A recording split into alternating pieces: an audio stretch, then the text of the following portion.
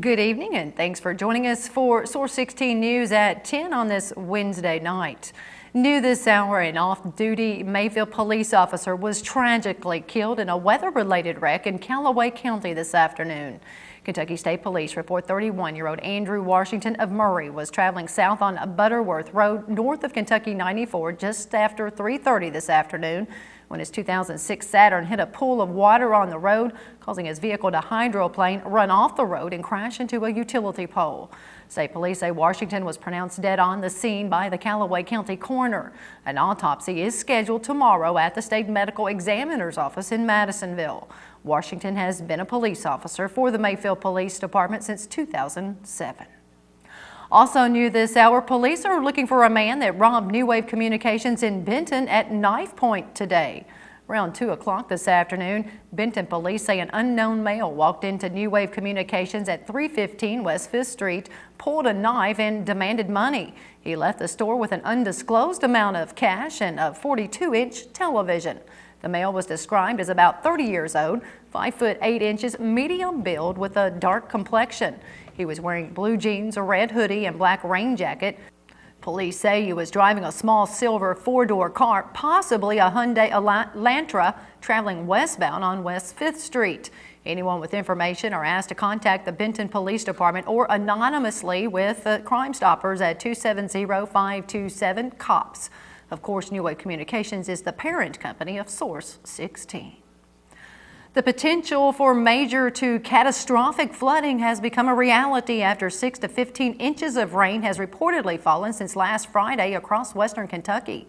At 1:20 today, the National Weather Service reported that in Gracie there was 4 feet of water covering the main street, making it impassable. Many subdivisions and other areas of Hopkinsville and Christian County are underwater due to the extremely heavy rainfall over the past few days, and several roads in the city and county are closed due to flooding. Christian County Emergency Management Director Randy Graham is urging residents to exercise caution due to the flash flooding.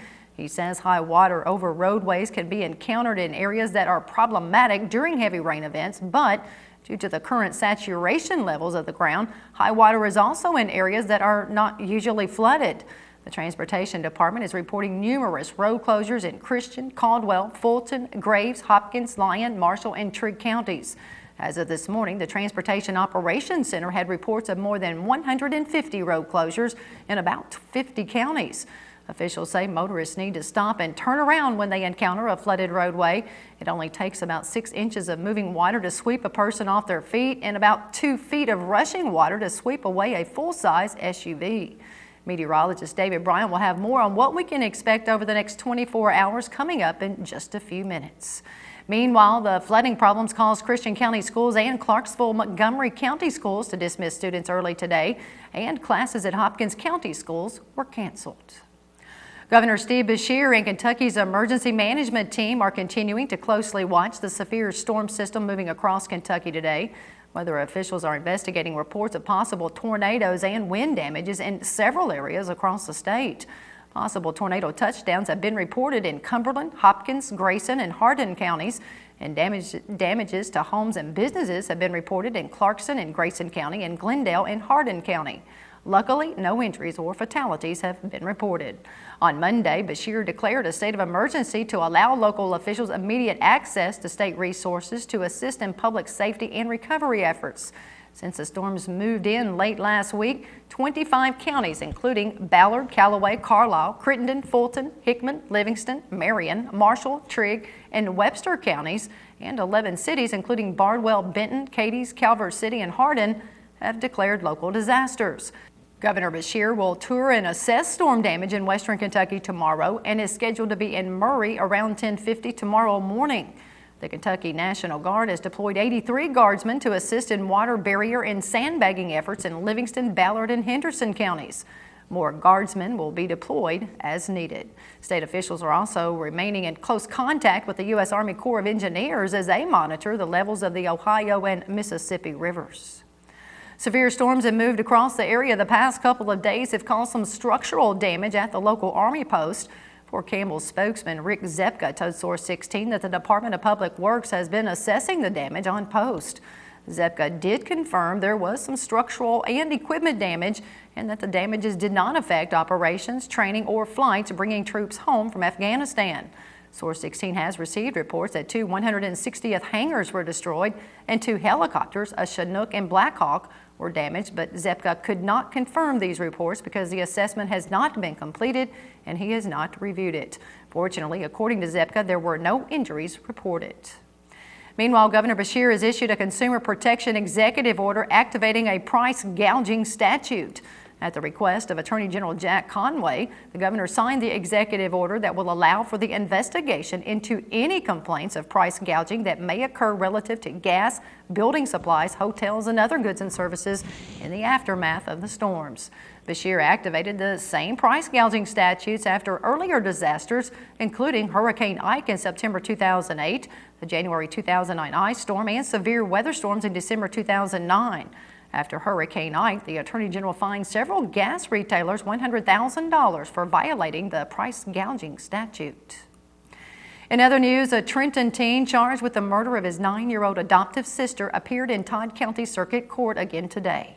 Early this morning, 17-year-old Garrett Dye stood quietly next to his attorney, Dennis Ritchie of Hopkinsville, for Dye's pretrial conference where Judge Tyler Gill scheduled a May 23rd change of venue review. As we previously reported, Ritchie says his client cannot get a fair trial in his home county since Todd County residents already know too much about the case. The 17-year-old teen is charged with murder and tampering with physical evidence for allegedly murdering his 9-year-old adoptive sister and biological cousin, Amy Dye of Trenton, by allegedly hitting her on the head with a hydraulic jack handle.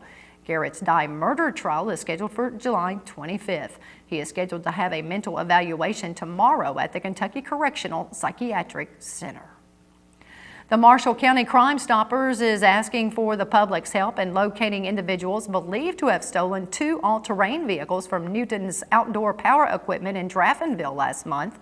On March 18th, Marshall County officials say the 2 males arrived in a late 80s to early 90s green Chevy full-size van and then walked around the business and took photos with their cell phones and checked the ATVs for keys and even tried to start some of them. After being there about 9 minutes, police say the suspects walked back to their van and left the parking lot, but businesses' security cameras in the area show the van turned on a street down from Newton's where the rear of the business can be seen and then left that area. Later that night, police say 3 males appeared on surveillance footage approaching the rear of the business, and one of the males used a large set of bolt cutters to cut through a chain link fence. According to police, the men tried to steal 4 ATVs, but only got away with 2 of them, a 2011 Polaris Sportsman 4-wheeler and a 2011 Polaris RZR Ranger, both valued at over $21,000. Police also believe the suspects may be responsible for stealing a 2011 White Freedom 6x10 enclosed trailer that was reported stolen in the area around the same time. If you recognize any of the individuals shown in these pictures, Newton's Outdoor Power Equipment is offering a reward that leads to their arrest and/or discovery of the stolen items. Marshall County Crime Stoppers will also pay up to $1,000 for information leading to an arrest. Reports of more programs offered by the West Kentucky Workforce Investment Board are being affected due to a lack of federal funding. With more on this story, here is Michelle Herron. This time, directors are saying youth programs will take a hit when Congress finishes working on the remaining and next fiscal year budgets. It could either cut some of the programs completely, it could cut them to a point where they have to cut the number of students that they enroll. It could affect whole programs completely, depending on how deep the cuts are. We know the 12% cut, but in addition to that, if we fall at the bottom of the ranking because of our unemployment rate, then we could be cut so significantly we might not even be able to carry on programs. Directors say government officials are cutting multiple programs that serve low-income individuals, including ones designed for in-house students. They actually help students who are low income, who have barriers to actually completing their education, who might need help with resumes, job search, making sure they actually graduate, and then they also offer them work experience. WKWIB funds youth programs with the Christian and Graves County Boards of Education, Hopkinsville and Madisonville Community Colleges, and West Kentucky Educational Co-op that serves 6 counties, including Fulton, Graves, and Callaway counties. Michelle Herron, Source 16 News. The programs operate on a fiscal year calendar, with current programs scheduled to end on June 30th and the next beginning on July 1st. Well, if you have unused or expired medications sitting around in your medicine cabinet, the Drug Enforcement Agency is holding the second National Prescription Drug Take-Back Day this Saturday so you can properly dispose of them. Citizens are encouraged to take advantage of this opportunity to rid their home of expired or unwanted prescription medications. The initiative is free and anonymous, and no request for identification will be made to anyone bringing in medications. Two Kentucky State Police posts are partnering with the DEA and will be collecting medication this Saturday from 10 until 2 p.m. at Post 1, located on U.S. Highway 45 between Mayfield and Paducah, and Post 2 in Madisonville, located on the Western Kentucky Parkway. There will also be collection sites at Fort Campbell in the Post Exchange and the Town Center Pharmacy parking lots during the same hours. Fulton Police are also participating in the national effort. Officers will be in the front of Evans Drug Store from 10 until 1 p.m. Intravenous solutions, injectables, and syringes will not be accepted, as well as illegal drugs such as marijuana or methamphetamine. Taking a look at tonight's Powerball jackpot, it's up to $20 million, and Friday's Mega Millions jackpot is $40 million.